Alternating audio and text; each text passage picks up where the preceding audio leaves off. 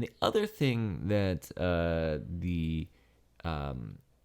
that might seem at least to be an inconsistency or contradiction in the movie is the existence of closed causal loops in the plot line. So there are at least two.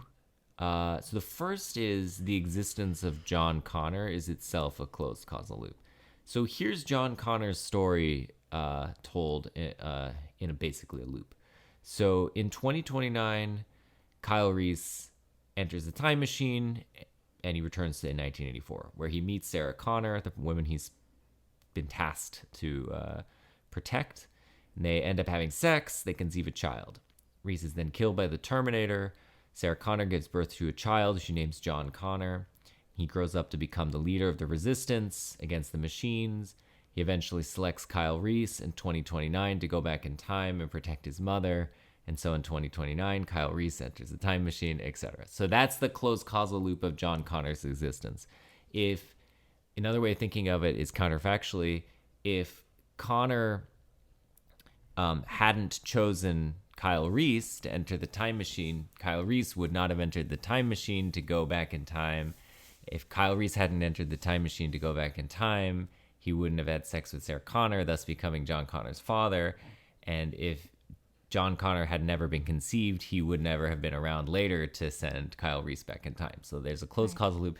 But there's nothing inconsistent about this. It just means that there's no way to enter into this loop from the outside. It's always there. It's as if for all time there's been this loop in the causal structure of the universe. Now, the second closed causal loop, I think it's interesting to me, actually, that and this is a theme we're going to come back to, that there's a parallel between John Connor's existence being a closed causal loop and Skynet, the machine artificial intelligence, also existing in this universe as a closed causal loop. And it's interesting because those are the two sort of poles, the good and the evil, and they both exist in this closed loop status. So here's the story of Skynet's existence. In 1984, the government discovers a damaged but intact robot arm and computer chip.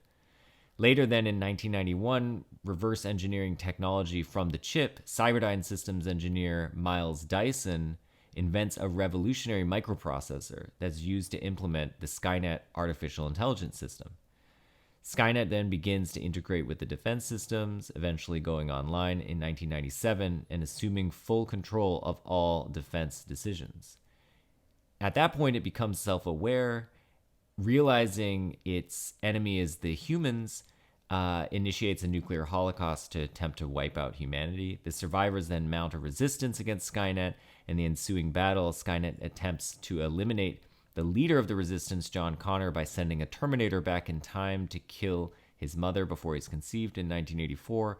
That Terminator is destroyed, leaving a damaged but intact robot arm and computer chip, which is discovered by the government in 1984, and so on. So that's the loop again.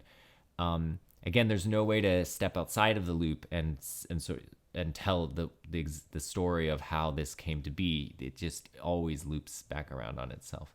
Again, and also that's not a contradiction. I mean, it's an interesting feature of the causal structure of this universe. Mm-hmm. And there could be causal loops in our universe for all we know, if there were time travelers and so on.